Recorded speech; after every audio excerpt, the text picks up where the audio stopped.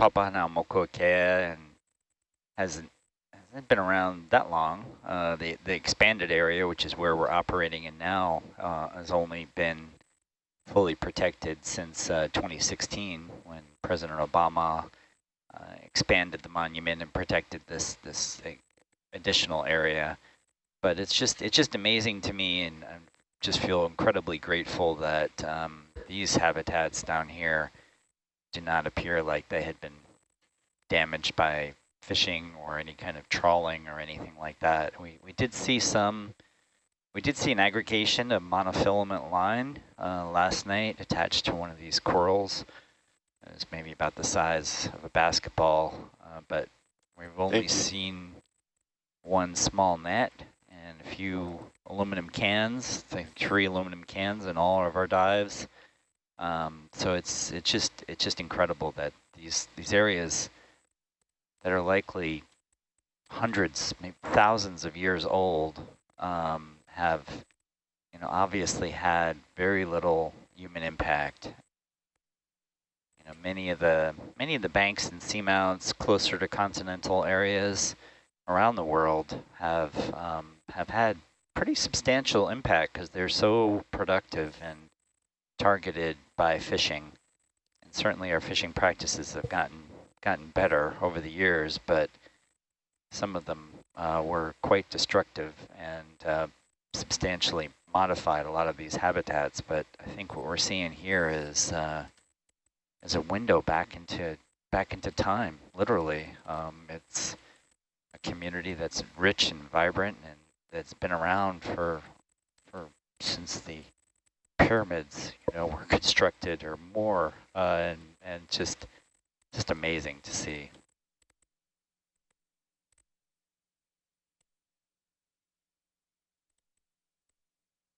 These are all these. I see how the looks like a spine. Those are human, like a skeleton. Those are variety sponges. Their stalks, after they die, they fall down. They look like a spine lying on the bottom.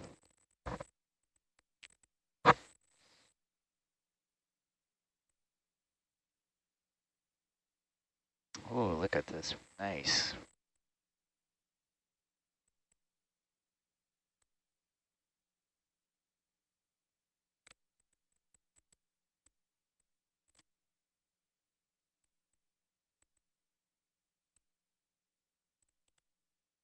That's Advena magnifica.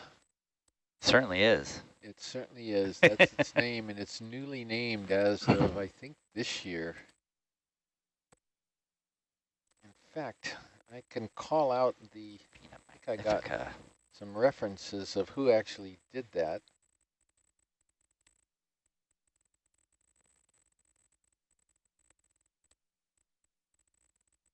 Let's see.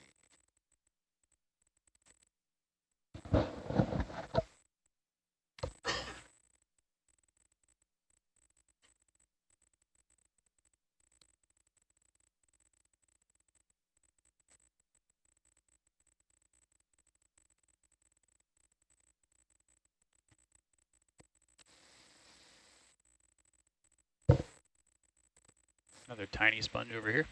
Oh. I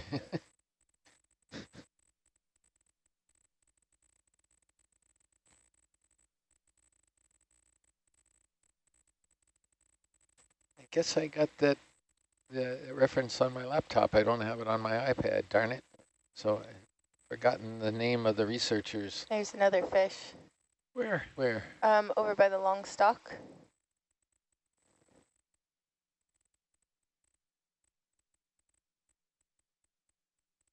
You still see it? Yep, it's under the stalk, right under the lights now. Yeah, nice. Good eye. Right there.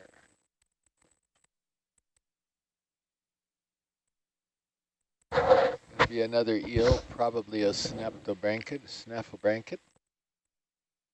Snap the blanket. Okay, zoom in on them, please. Bonk. All right, then this guy this is Iliophus. I can see the white lateral line pores, I'm pretty sure.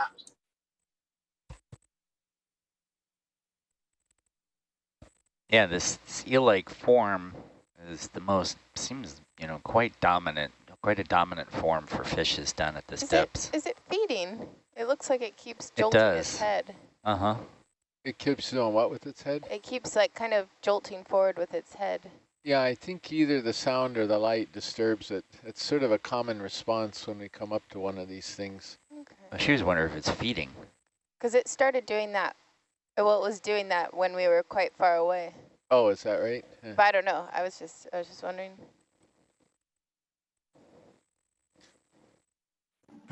Hey, Nautilus, this is Dwight at ISC, just checking in if my audio works. Hey, Dwight. Hi, Dwight, we can hear you.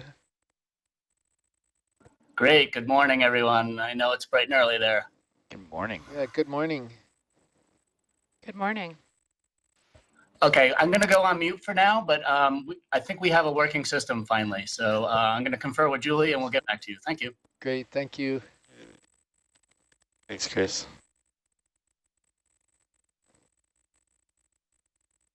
Yeah, so this eel-like form, which is the most dominant form down here in the fishes, is part of the reason why, I think, is that having a elongate form like that allows you to extend the lateral line, which goes along either side of a fish's body, and it allows it to detect movement in the water and electromagnetic fields and other things. And if you imagine at this depth where it's totally dark and cold, there's no light at all, having an extended sensory organ that detects movement in nearby water is really beneficial. And if you can make that even more sensitive, it's more beneficial. So it definitely shows why that is important. It's also, that eel-like form is very, very efficient in swimming. And these animals all have to conserve their energy because they don't know how long it is between meals. And so having a energy efficient form is a good adaptation.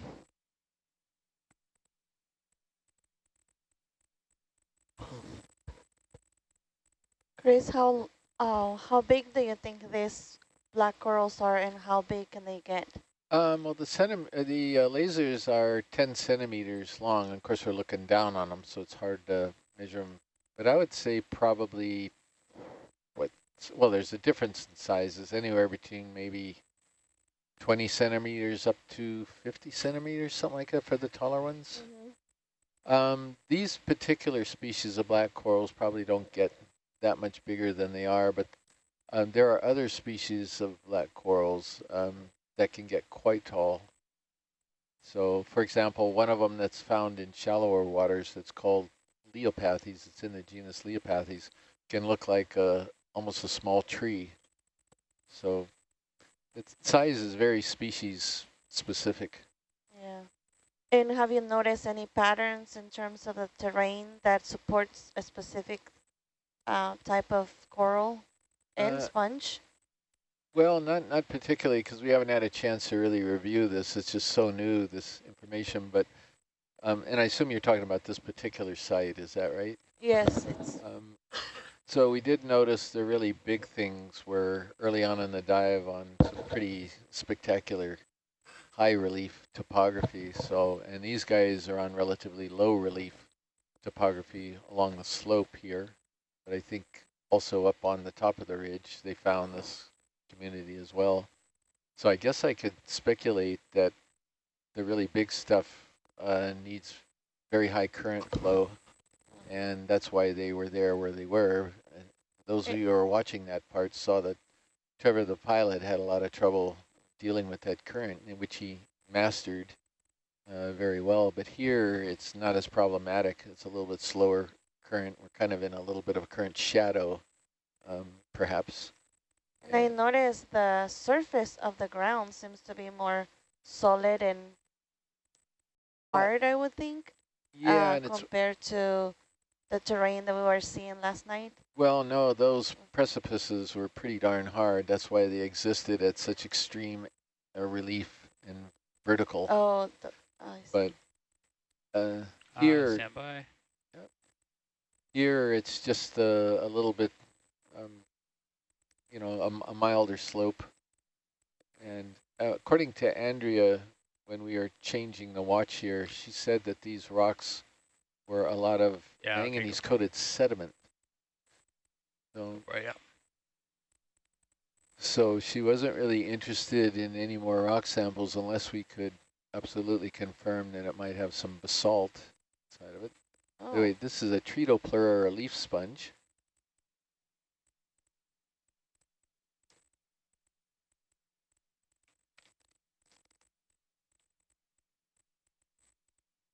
Some sponge debris down in this channel. Those sort of sticks, this isn't wood or anything like this. These are debris from dead sponges, long since departed this world. We're seeing essentially their life cycle here.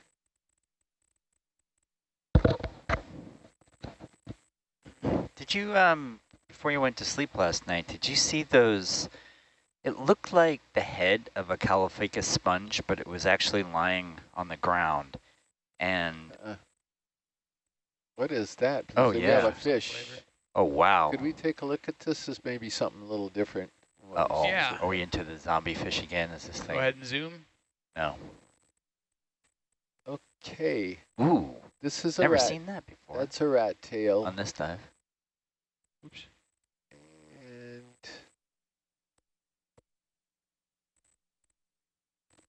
Those two dots on the back and the dorsal, kind of unique characteristic of that. I don't think so.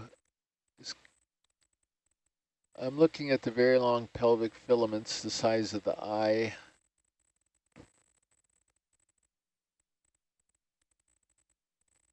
Okay.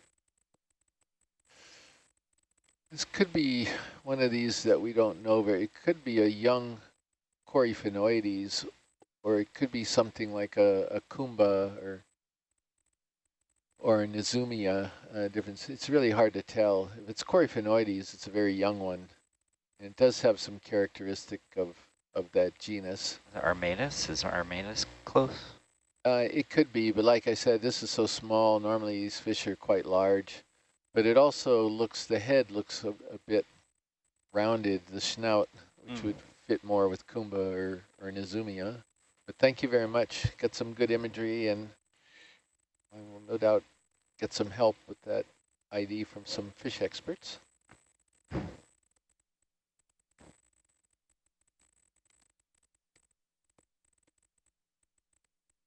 Yeah, so one thing we're all looking at here is the amazing Okeanos Animal Guide on the NOAA Ocean Explorer website. And if you go into Google and you type in NOAA Okeanos, O-K-E-A-N-O-S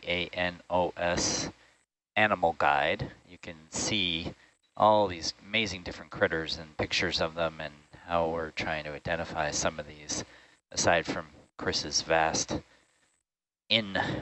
in-stored knowledge. But you can follow along with this and take a look at that as well. Zoom in, please. This is a little deceptive. This is a little polyopogon on a dead stock. That's why it was kind of confusing to me. Sometimes they do this. Sometimes they'll settle out. You can see the very fibrous attachment. This was not a good place for him to settle. No. If he gets a little bit bigger, I think the whole thing's going to collapse and he's going to become a tumble sponge. There's some kind of lesson involved there. Yeah. And once it collapses, it dies, right? What's that? The sponge, once it collapses, it dies? Well, yeah, then it becomes hard to filter, and the current will probably roll it along quite a bit, which is probably not a good thing. But the corals, if a piece of it detaches, that can grow. Well, right? it's on a the corals can, but once you sort of break off and you get swept by the by the current a bit, then it's just not a good thing. You might look out and find a place where you can reattach and grow. Do they do that? Do they reattach? What's yeah. that little thing? Yeah. Oh, there we go. Oh, Oh, it's a little Chanax coloratus, I think. But Zoom in, let's take please. a look. an angler fish? Yeah, it it's a little looks- angler fish. Yeah, yeah, cool. Ooh, What is it? They're so So, spastic. so you goofy can little guy. you can see what happens when you get detached. He Mhm. was having trouble fighting the current himself, and he's mobile. Here's another one that I'm not sure it was the best decision to settle on this dead stock. He's doing all right so far, though. He's doing okay, but he ain't going to be the monsters that we saw last night. No. I mean, well, what if he continues to grow down, eventually spreads his spicules onto the rock? Yeah, that would work if he could do that before he got too big where he toppled that dead stock. Got a little more current here than we did earlier. Oh, Yeah, it's kind of funny. We're down slope too, so it's sort of would you view that sort of wrapping down slope, pilot? Is that right? Or Yeah, Trevor? pushing down slope, exactly. Okay. Not as much as yesterday, but still more noticeable than earlier. You can see how fast that angler was tumbling compared to the other fishes.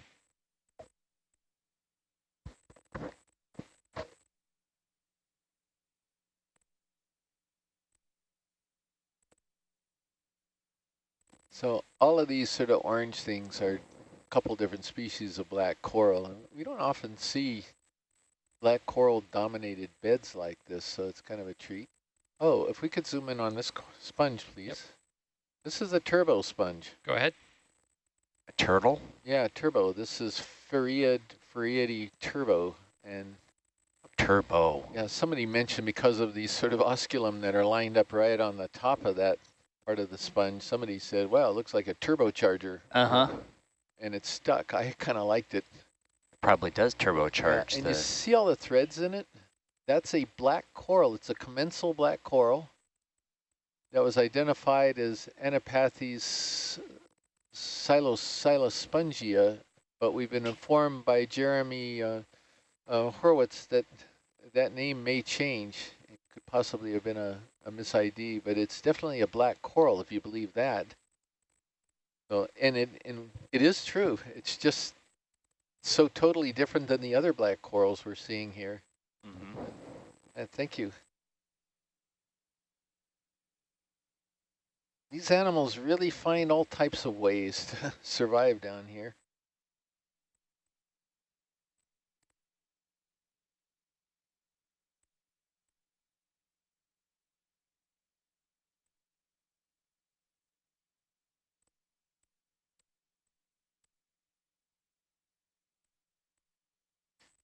There he is with our very scientific-y name. Turbocharger. Farreidae turbocharger. We actually sampled this, and that's how I know it's in the family Farreidae, but it's probably going to be a new genus. We're still trying to figure it out. Connor Johnson says speaking of that, there was an interesting sponge. I think they noted in one, Chris, you check out, that looked like the head of the oxydiscus that was detached. Oh, that was the comment earlier. Is that the Calophacus we were talking about earlier, Connor?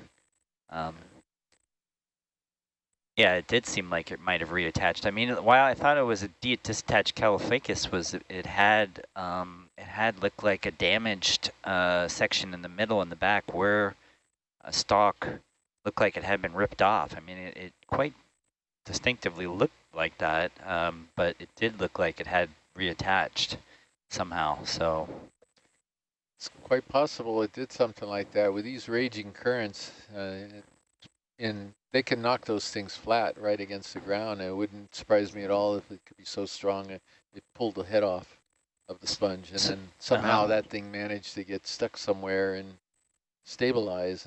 And on the edges, it could extend. I don't know. We just don't see that often enough to understand whether they can. What's the attachment again? I forget that. Well, it's called basiphytus, excuse me, attachment, where it actually secretes more silica to glue itself to the rock. Even those, what are the tendrils called? Well, those are specialized lophophytus. Those are specialized spicules that. That's what it looked like. It had looked like it on the edges of the head. It looked like it had some kind of lophophytus attachment on either side. Then it's not going to be Calophacus, because Calophacus can't do that. Okay. So it was either one of the pheronematids, perhaps an unusual one. The roselids can attach like that, as well as one of the subfamilies in the Euplectellidae can attach via that grappling type of. Yeah. We'll have to look at that really close. I'm super curious about that because we saw a couple of them, and it's very distinct. Got a little coralliid here. Can you zoom in, please? And the big tall one we think is Chrysopathes. Yep, another black coral. So right here in view, you have like 1, 2, 3. Coralliid. These 3 different species, and this coralliid's got a lot of the basket stars. Maybe no, it's just one. Excuse me. It's Asteroschema. He's got all of his arms well wrapped around the branches. Oh, I thought it was like at least 3 of them there. Yeah, no, he's just one. I think Dwight's asking, if we collect any more rocks? I think we're all full up on rocks. We've got a whole box of rocks in the front of the vehicle. If we see one that's could potentially be a dateable rock, we would probably grab one more, but we only have 2 hours on this dive. And Yeah, and we've already gone through an hour. One of our viewers has a question about fish. Okay, fire First away. question. At this depth, are they more likely to be bony or cartilaginous?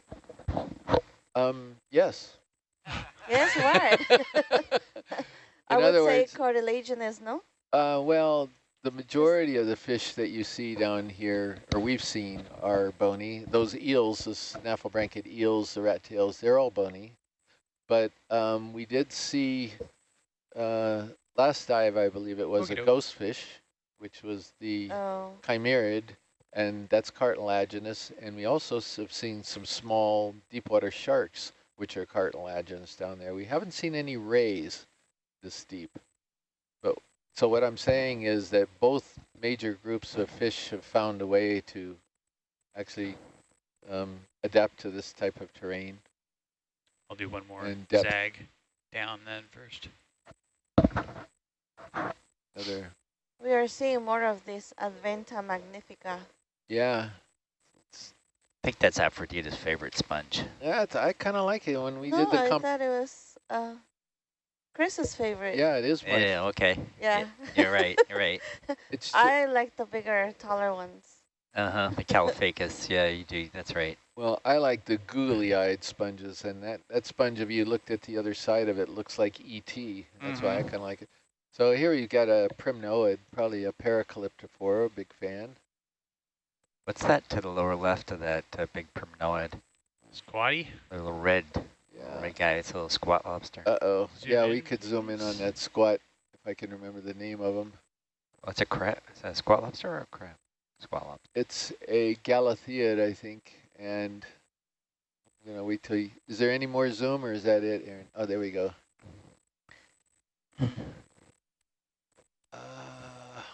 It's 6 odd. legs. Yeah, he's got 2 claws. They're kind of blunt. Does he have any spines on his back right Yeah, I behind see his one eyes? big one. Is it like- Okay. I think I know what he is. We don't see them that often. And what's this one? This is the primnoid. Yeah, this is a primnoid, Big. and I think this is most thank you. likely a paracalyptophora, so thank you very much. Let's see. This is a kale leaf sponge. Yep, leaf sponge, Kale leaf. kale leaf. Wow, yeah, I really like curly kale leaf sponge. I eat a lot of kale, but I can't say it's my favorite. It's pretty tough. I don't know. Oh, you have to have baby kale. Yeah. Yeah. Or you have to bake it. Have you, You made kinda kale have to- chips? Kale chips are yummy, Oh. yeah. You got Well, kale in the no. garden at home, and that way it never goes bad. You buy a head of Yeah. kale, it always goes bad in the fridge. But Uh-huh. if you just cut a leaf off every morning, you're set. Yeah, my wife grows kale in our garden, too. She's really become quite the gardener, and I so think we have it a lot, too. I think that's the best way to get your kale if you grow it. At the market, I see it. It's kind of tough. Best way is for my landlord to grow it, and I just take it. I That's like good. that. I know we have tortoises at home, and man, they love the It's kale. It's such a funny animal to just have at home. Yeah, we got Want like to zoom on the fish? 12 of there's these another things. fish. See, it could be the same Okay, go thing, ahead. and maybe I'll have a chance to figure this guy out. He's Ooh. still trying to figure himself out. No, this is a different fish. This is an ophidiid, or a cuskeel, I think. Yeah. Odd angle, yeah. Come on, pal. You need to. Looks like his eye is kind of cataract-y or something. Yeah, it does, doesn't it? Yeah.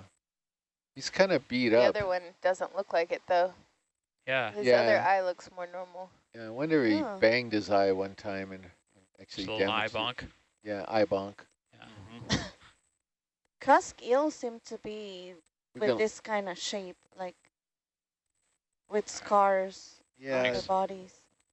my guess is it'd be something like Basogygus, but that's a guess.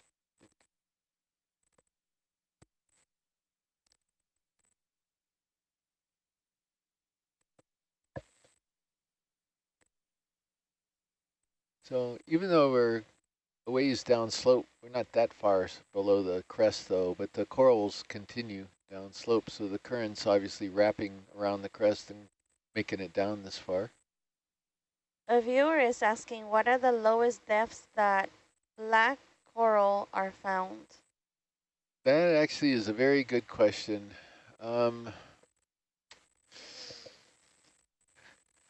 Sako, if you're still on, maybe we could think about this. I'm trying to remember what the lowest depth I've seen black corals. You know, I can't answer that. Oh wait, Asako is typing. Maybe. Asako, do you have any idea what the deepest black coral is that we've seen over the years? Trying to think if they get down to 3,000 or so. I just can't Current's remember. back. I guess maybe it was just hiding behind the peak for a minute there. I can tell you what the think I was hiding shallowest, behind the- shallowest depth for black hiding corals behind the is. beak. It's within scuba diving range. Maybe about 70 feet, 80 feet, you can get the shallow water black corals showing up. Asako is taking a look at that. We're going to wait for her answer. We have another question about corals. Can you explain the base attachment of the corals? Well, a lot of them are gluing themselves onto the bottom, but they don't use silica like the sponges. They're using calcium carbonate. And actually the amount of material that they deposit at the base there where they're attaching can be helpful in diagnosing the species. I'm going to pause for a second. This is a beautiful Bathypathes, I believe. If we could get a little zoom. We're trying to see if the branches are coming off Yeah, go ahead, opposite each zoom. other on the stem. Opposite the stem. That's going to be a really hard angle. Yeah, I know it is. See what I can do.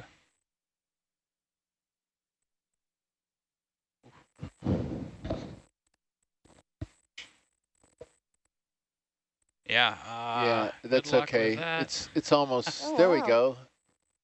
They almost look like they're alternate rather than Does look opposite. like alternate. Yeah. It's hard. But I still think this is a Bathypathes. I don't remember any alternatopathes that Oh are my gosh. this big. Okay, come on. Thank you very much. That's very, That was a very crisp aim.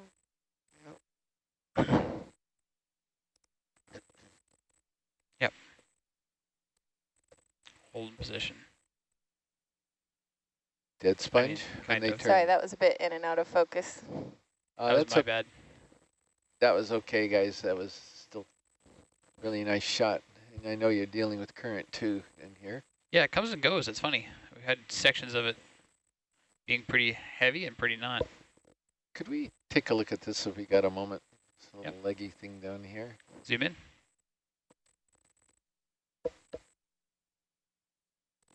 Hey, this is a primnoid. We're not in any position to do a collection, are we? Maybe. Come wide, please. I've seen a couple of these, and I'm not really sure what they are. That is now a downed dead sponge. Yeah, well, it was dead anyway, and you just made sure. You stay that way. Wow.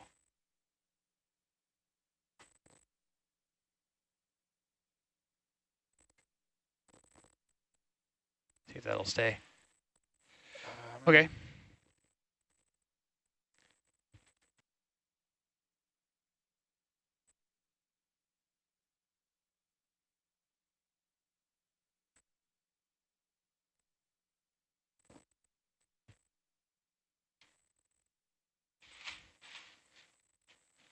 Oh no.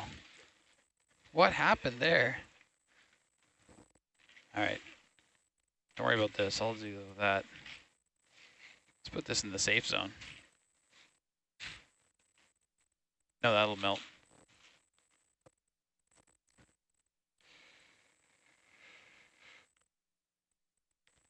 What sample jars are available to us? And are we taking a little enough piece that we can slurp it? I think so. I think that would be adequate. If we can get a good zoom on how it branches, that would be helpful too. Sounds good. We'll follow the arm around and then zoom in. What jars are available? We have every jar open except for jar 1. I will not do jar 1. Yep. Okay. The best I can do is we have something called Narella species because we don't know what species it is. And so I think this is a good collection. Got it. Thank you.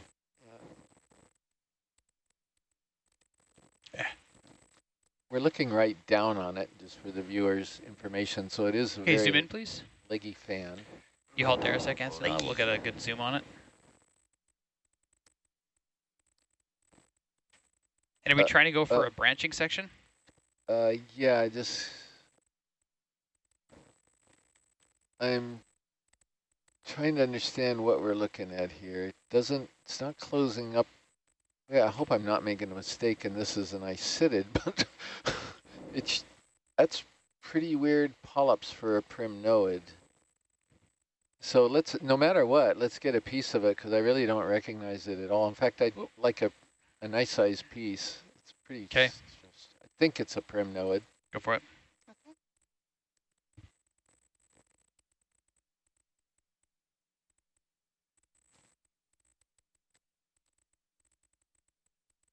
Maybe your direction of your coral cutters there. Oh, yeah. Nice. I'm going to turn Argus away so I don't get tugged.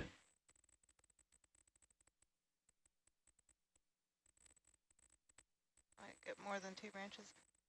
So Chris, you want the branching bit, correct? Yeah, he wants the branch part of it. Yeah, So it would just be helpful if we a nice little chunk there. If I get more than 1, is that okay? That's fine. Yeah, that looks pretty good right there.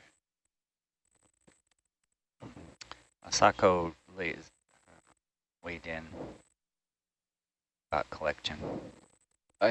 She's still Nice. researching the deepest black coral. Just lost that one off, no big Oh, deal. I see.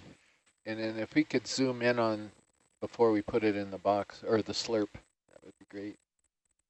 Call for it when you're ready. Okay, go for it. I'll bring it down a little bit.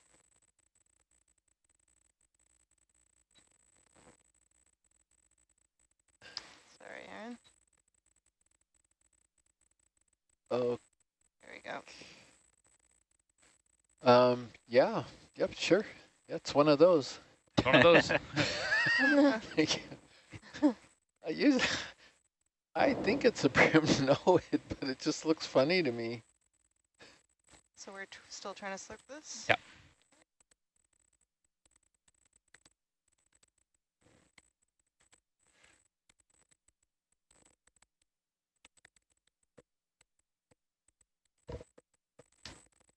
Call for a zoom if you want it. Yeah, Aaron, can you zoom in about halfway? Perfect, yeah, thanks.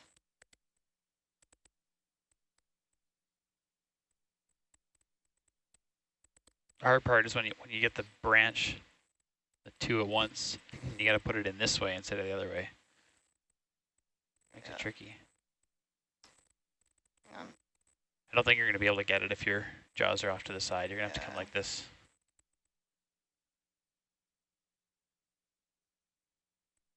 Yeah.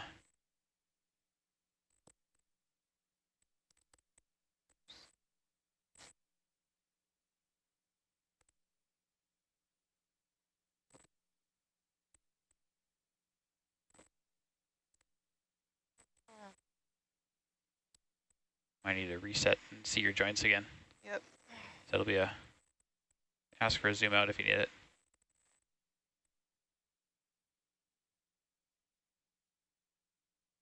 Yeah, there you go. Nice. We're going to find out when this thing comes up in a bit, and we can take a closer look at it in the lab. It's got to be a primnoid. It's just, I don't know why it just looks strange to me. Okay, if you can turn on the suction, please. It's on. I'm going to try to...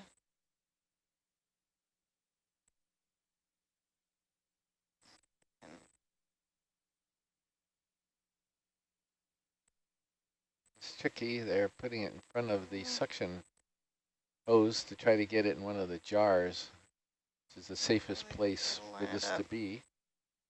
Maybe I'll try to get this guy in. There we go. Oops.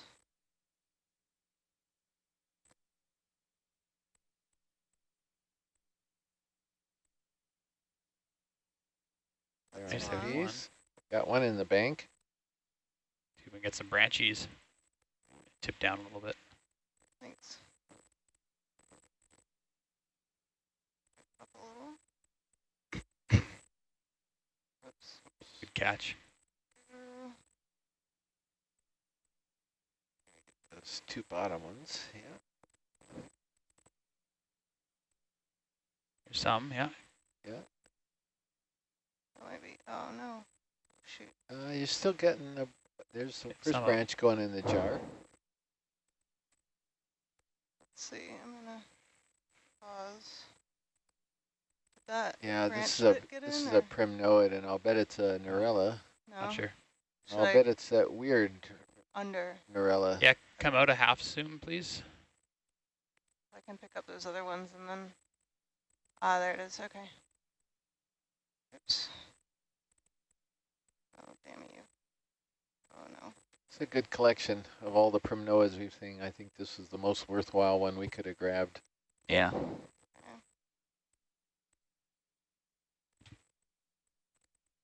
Oops. What's our sample number on that one? This will be sample 158. 158.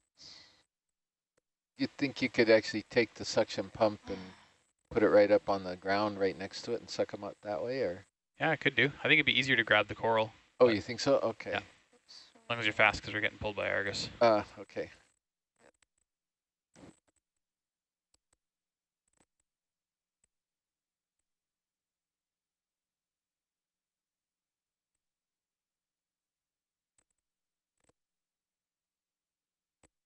Oh no.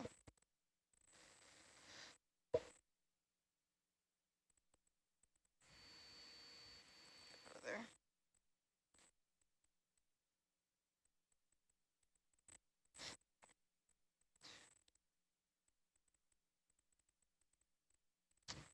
Just chopping it up.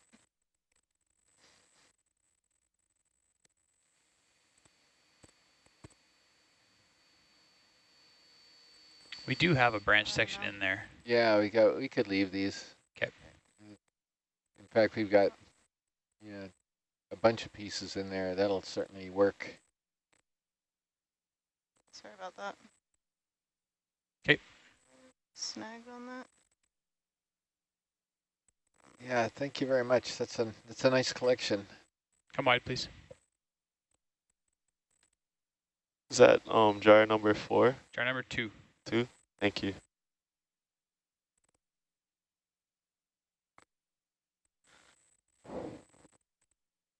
One of our viewers wants to know if the samples we collect are also screened for new substances that might be of medical use. Bridge Most- nav, 20 meters, 300. Most You can bring are Argus back. not, Okay. because that's a specialized type of collection. Probably the corals and the sponges All good. would go into an ultra No, cold sorry, no, you're freezer good, you're good. to- Oh, we have something new there on the black coral. this is Cyathometra. It's a xenometra, a type of feather star. They're really pretty. Sorry, I misheard you there. Yeah, that a little more detail on that question. That's that falls kind of into this general category of bioprospecting, and it's not covered under this permit, certainly for this expedition, and we generally don't permit it within Papahanaumokuakea, but I think we've had this discussion a little bit on this cruise. I mean, certainly if any genetic material or DNA are analyzed and genetic sequences are published. Just the top one, not the bottom one. Those potentially may be looked at by other entities interested in that for medical purposes, but that's not the focus of this cruise, and it's not covered under our existing permit. Thank you for that information, Andy. Yeah, thank you. That's very interesting.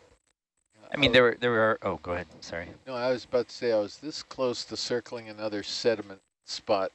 Good save. Sedimentophilia. I had the pen in my hand. I was ready to circle it because I thought it was an urchin or something. And that was Speaking close. of medical conditions, we came up with that medical condition the other day. Sedimentophilia. It's where you think you saw something biological in the sediment, but you didn't. I thought it was describing you and your love of sediment. Perhaps.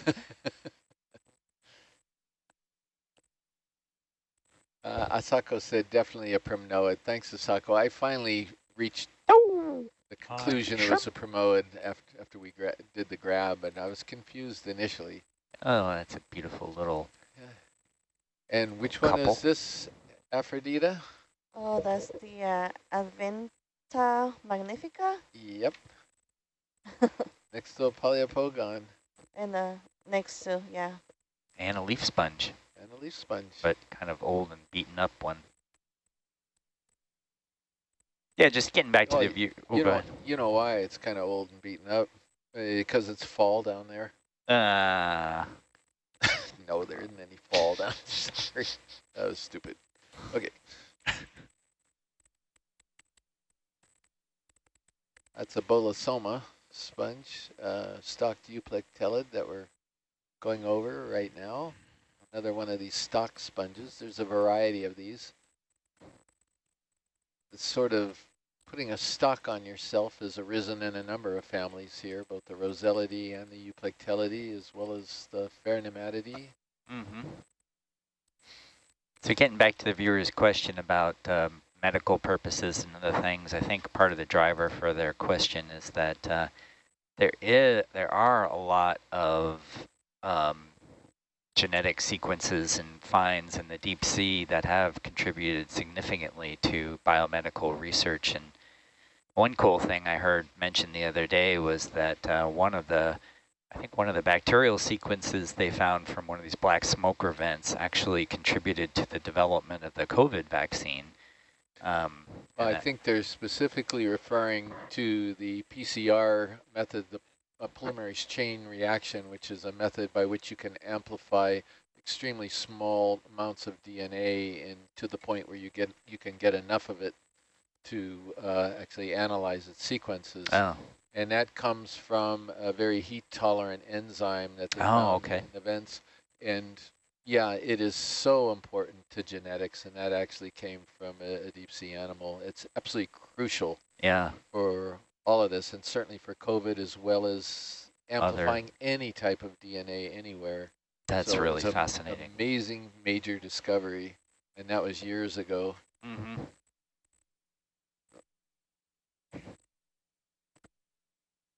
So I'll bet there's some more amazing compounds that are down here we haven't discovered yet that could be extremely useful. Yeah, little doubt of that. These are ancient communities and a lot of biological and genetic material we've never seen before. And probably the discoveries are endless and will be ongoing for forever. I mean, there's very little we know about these communities in general. I mean, we don't really know like how they reproduce or what the how long their larvae exist in the water column, how far they can move from these communities, you know, what their metabolic processes are, what kind of bacteria live in these communities, and what role they play in all these processes, the geologic as well as the biological. A lot of these animals aren't even identified. Some of them are completely new to science. So this is definitely the frontier of exploration on our watery world. We're just beginning this discovery path in this environment, really. Hey, Chris, can I check in? So we've kind of trekked up along here. We're still kind of continuing along this contour as it starts to come around wherever that is. Do you want any change in plan for the next 45 minutes? Or are you happy with what we're doing? 45 minutes. I'm trying to think of what we could do in 45 minutes. I guess we should just keep running a parallel to the previous track, even if it's flattening out here, and just to see a little bit more of this ridge feature. With 45 minutes, I don't think we have enough time to wrap around the other side, right? And start hitting. I don't think we'd get around this side, if that's what you mean. Yes, so why don't we just continue? So parallel to the track or parallel to the contour? Not parallel to the contour, parallel to the, So well, you that wanna would be go down. I Maybe see, down we slope, go yeah. down slope. All right, let's parallel to the contour and sort of wrap around that As far as we as get. far as we can go. Okay, Roger. Yeah, thank you. Look at that big Bathopathes next to a big primnoid.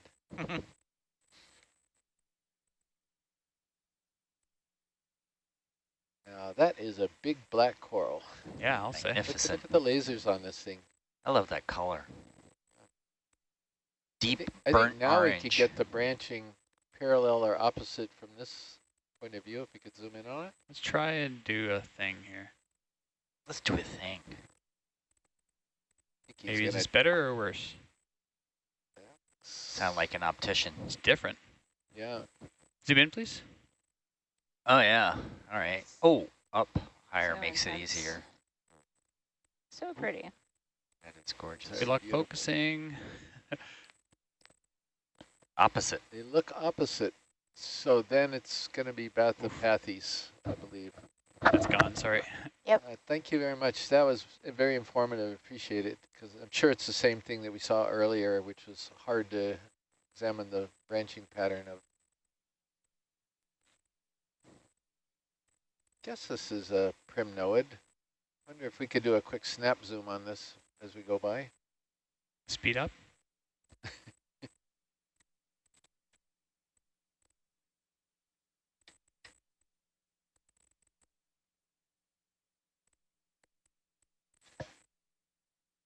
The thing that's very curious about this site is we really haven't seen that many bamboo corals.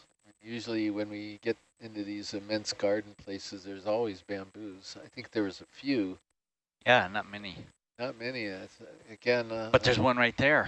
well, it could be, but I was thinking of the Norella. Right where? Right in the center of the screen, center right. Oh, the talking white. about the leggy thing there. Yeah, roger that. You want to look at it? Sure. Yeah. But yeah, oftentimes we get these spectacular bushy bamboos. Okay, zoom in on this thing, please. But not this time. That's the Candidella That's a giganta. Candidella giganta. Gigantia. Look at how long those polyps are. They're gigantic. They're gigantic. They are yeah. gigantica. For our viewers who are wondering, the maximum depth for Hercules is 4,000 meters. And if you are following us on nautiluslive.org, there is a section there for live data. You can see how deep Hercules and Argus are, the water temperatures, as well as our latest observations. So you can check that out. Yeah. Thank you for following us. Let's get a close-up, but then let's take a look at where this thing is. Well, Oh, that's a big, that's a big one. Iridogorgidae, right? It's Iridogorgidae, probably You zoom in, please. Magnospiralis. Start on I this guess. stalk, and Magnus then we'll- spiralis. We've got a lot of Magnifica Magnus going on this dive. What is growing on this thing? What's that red? It's not Look at the part current of. streaming by. I got it. Oh, these are Yes. the benthictinophores. First Yeah. time we've seen these. Yes. Oh, I love these, the ctenophores. Oh, man. Things. Yeah. I've been waiting to see those. Good telltales there. Yeah, those are the teeny, the feeding tentacles of, this has got a whole bunch of benthic ctenophores on it. Mm-hmm. Wow. Wow, we did get to see some of these. This is great. Mostly ctenophores are known for being in the mid-water. As it turns out, this guy, its larvae is what you consider to be a normal ctenophore, the pelagic form, and the adult form is benthic. That Lyrosinidae is the reddish color, but Well, these are really tricky. I wasn't paying attention, but you have to look at the branching on the teeny themselves. If they're branched, then that's one thing, and if they're not branched, they're another thing. The Lyroctes, that genus, I'm trying to remember which one it is, branched or unbranched. I'm going to take a quick look in the guide. Very cool. Okay, finally got them.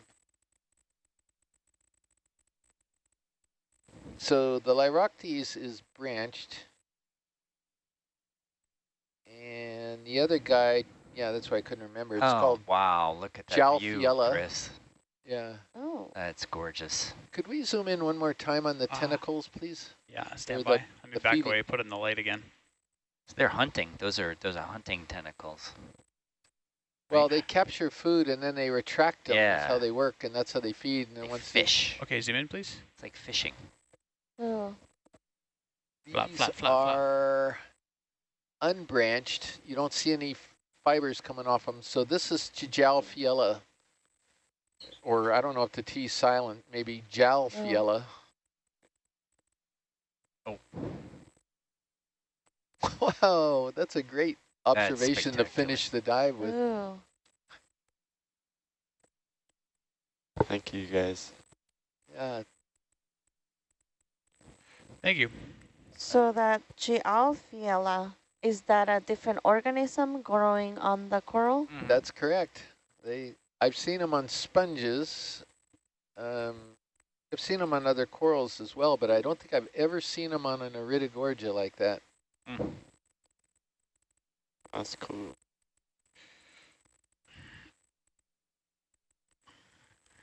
There were a lot of them. Yeah. Well, you got a bunch of people typing now, I think. Yeah. That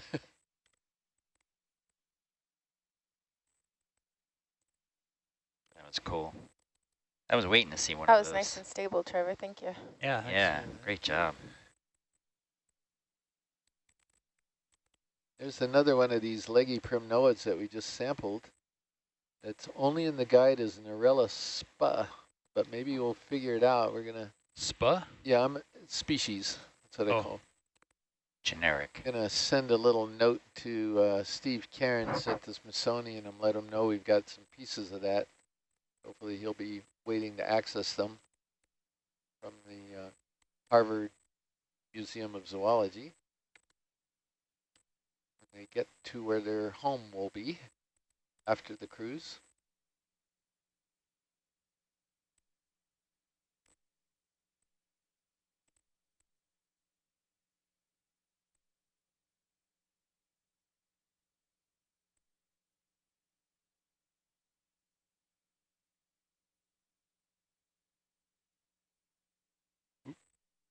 Looks like a little Staropathes down there. Kind of translucent yellow one.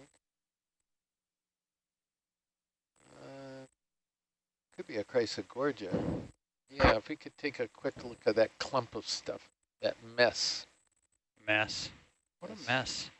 Won't somebody clean up this mess? Go ahead and zoom into the mess. Yeah, we got a Chrysogorgia on the right. Is there a bunch of hydrates? Zoanthids. Zoanthids, yeah, Zoanthids, sorry, yeah. wrong word, yeah.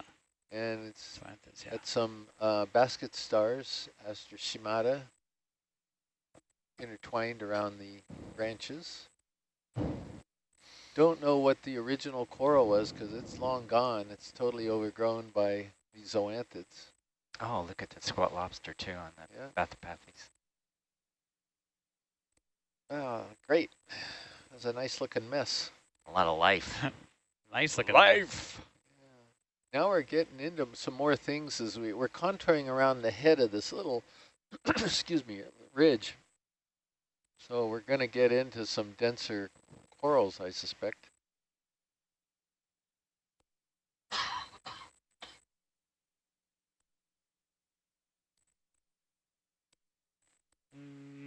Medium, yes.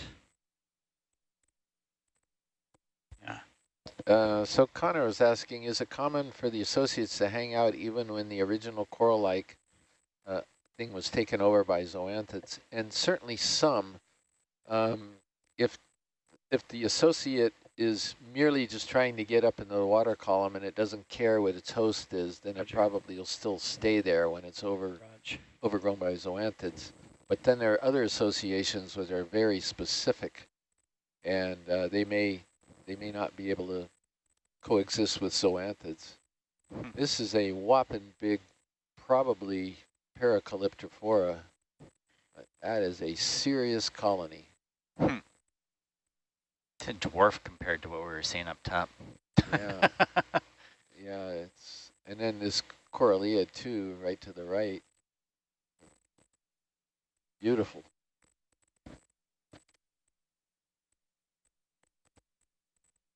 Tina, let's see what you got. Let's see, these two are collected, maybe some deeper, but not collected. Okay, thank you. She's talking about the black corals, I suspect. Eric Connor's weighing in on the potential production of it.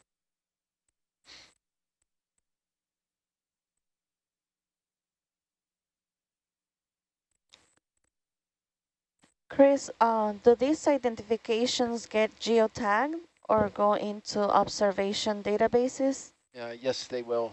And in fact, we're making observations on the fly here just to help out the annotators later on. But once we get back to port, I'm actually got drives that I'm going to hand off to a team at the University of Hawaii that are part of what's called the DARC Lab, the Deep Animal and Research Center at the University of Hawaii. And they will be annotating all the video very carefully and extracting the names and counts and sizes of the animals for incorporation in the deep sea coral database, the online database. So the answer is yes. But right now, we're just doing what we can on the fly. Yeah, thank you for the question and the answer.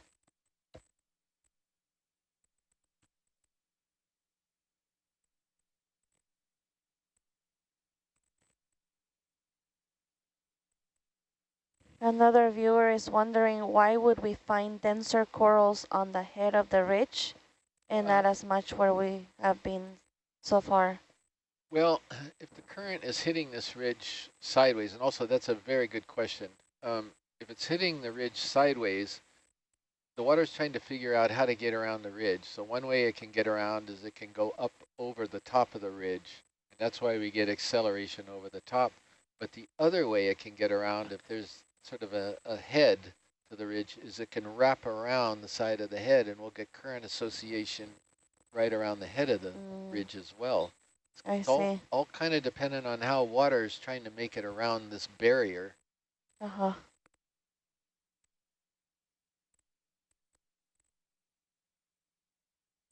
Yeah, the hydrodynamics of what's going on down here on these seamounts is just absolutely fascinating, and it's also key to understanding. It's key. It is totally key. I mean, I'd love to have some sensors in this environment over time to see what's going on as things change. You know, if water is going over I think we've observed this many, many times.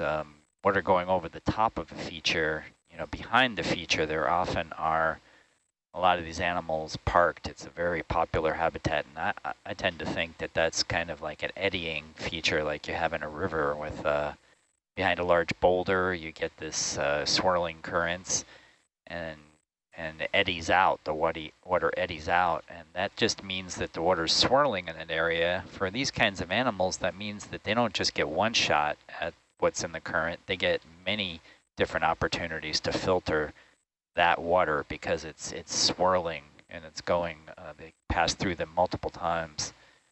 So it'd be just fascinating to see some kind of current profiler at these depths and see what's going on